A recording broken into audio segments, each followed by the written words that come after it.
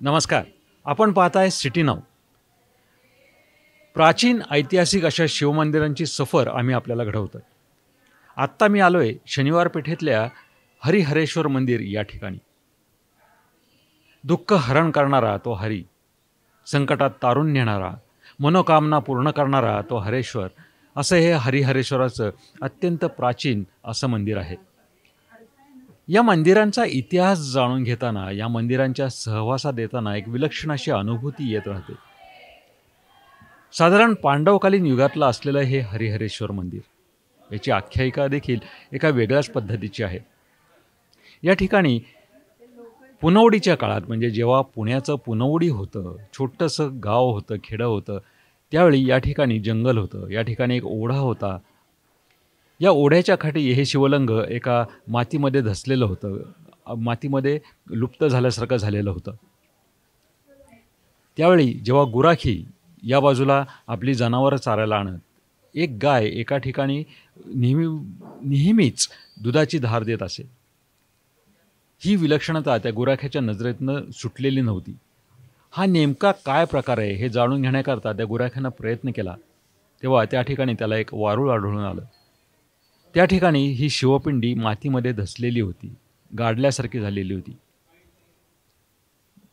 या शिवपिंडीला तिथून काढून मग या ठिकाणी हे मंदिर निर्माण झालं. ज्या काळात या ठिकाणी आजूबाजूला जंगल होतं, हा परिसर निर्मनुष्य होता, पण आज हेच मंदिर इमारतींच्या गजबजाटामध्ये, या उंच उंच इमारतींमध्ये लुप्त झाल्यासारखं झालं आहे. पण तरी देखील या मंदिराचा महिमा आजही तसाच कायम आहे. श्रावणी सोमवारी किंवा महाशिवरात्रीला या ठिकाणी अनेक भक्तगण येतात, शिवशंभूंपुढे नतमस्तक होतात. या दगडी चिरा, ज्या काळात सिमेंटचा वापर केला जात नव्हता, तेव्हापासूनचं हे बांधकामाचं तंत्रज्ञान चकित करून सोडतं. साधारण हेमाडपंथी शैलीचं हे बांधकाम, ज्या काळात दगडी चिरा सिमेंट विनाच एकमेकांवर बसवल्या जायच्या, वर्षानुवर्ष या भिंती आजही अशाच भक्कमपणे उभ्या आहेत. डोक्यावर कळसासाठीचं नक्षीदार काम, अशी हेमाडपंथी बांधकामं संपूर्ण महाराष्ट्रात तर दिसतातच, पण मध्य प्रदेशापासून भारताच्या उत्तर दिशेकडे देखील अनेक ठिकाणी आढळून येत आहेत. असं हे जुनं प्राचीन ऐतिहासिक असं, आणि ज्याचा जीर्णोद्धार पुढं पेशव्यांच्या काळात देखील झाला, असं हे हरिहरेश्वर मंदिर.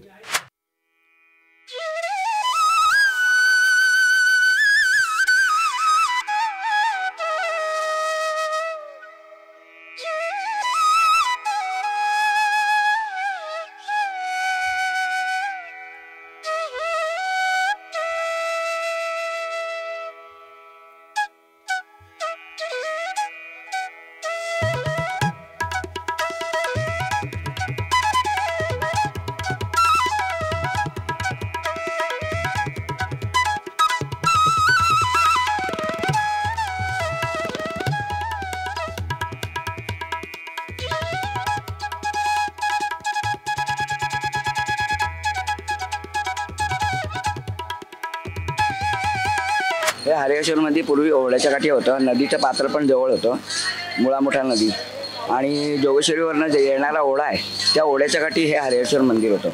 त्या ठिकाणी जंगलच होतं. हे एक गुराखी, एक आपला गुरु तिथे चारायला येतात, तर त्यातलं एक गाय आहे, ती गाय एका झाडाखाली उभी राहायची आणि ती धार सोडायची.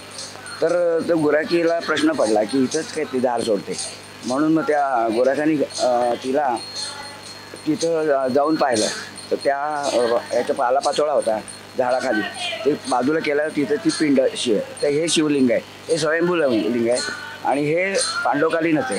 आणि नंतर मग पेशव्यांनी हे केलं, आणि 1700 कुळगावकर जोशी म्हणून हे इथेच शेजारी वाडा आहे त्यांचा, तर त्यांनी हे केलं. आणि पूर्वा परंपरा आमच्याकडे गुरव म्हणून ही पूजा आमच्याकडे चालत आलेली आहे.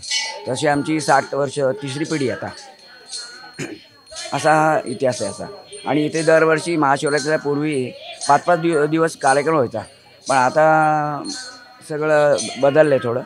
आता ही नवीन पिढी पुढे आली त्यामुळे, आणि नवीन आता टी व्हीवर कार्यक्रम होतात, त्यामुळे इथे श्रोते पण कमी आणि कलाकार पण कमी झाले पूर्वीचे जे येणारे निष्ठावंत असे.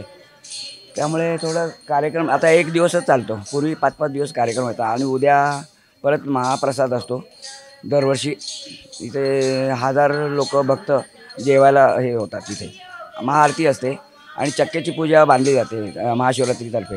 अनुभव आहे भरपूर आणि इथल्या भक्तांना देखील विश्वास आहे. म्हणजे जे ते बोलतात ते महादेव करून घेतात, त्यांची इच्छा पूर्णही करतात. आणि त्याच्या मागे हे नाही काही, पण महादेव सगळं करून घेतात. काही कमी पडून देत नाही. सगळ्या भक्तांना पण असं अनुभव आलेला आहे. लग्न होतात, काही कोणी बोलतं नवस वगैरे, तर त्यांची पार हे होतं, पूर्ण इच्छा होते त्यांची. गेली 50 वर्ष मी रोज पूजेला इथे येतो आहे आणि माझे वडील कायम अभिषेकाकरता इथे यायचे.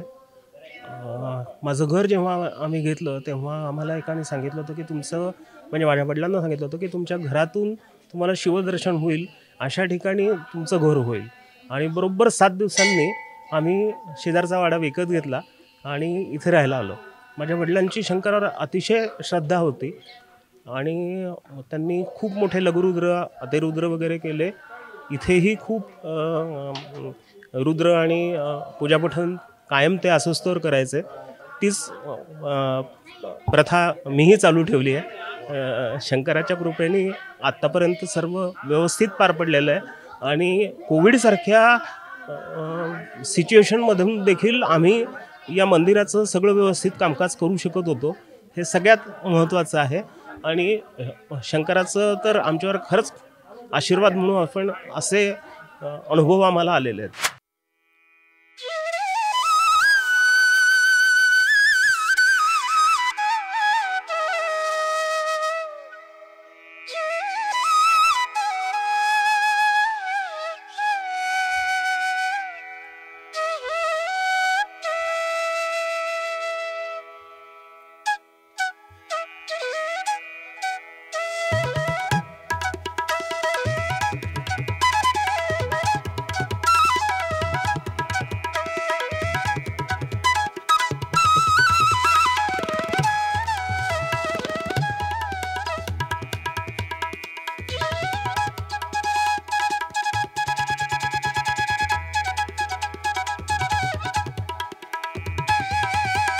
पुणे शहरातल्या प्राचीन ऐतिहासिक अशा मंदिरांच्या सहवासात येताना, तिथल्या अनुभूतींचा एक विलक्षण असा अनुभव घेताना, ती सगळी भावनिकता, भक्तिमयता आणि आध्यात्मिकता स्वतःमध्ये पुन्हा पुन्हा सामावून घेताना आपण आपले म्हणून उरतच नाही.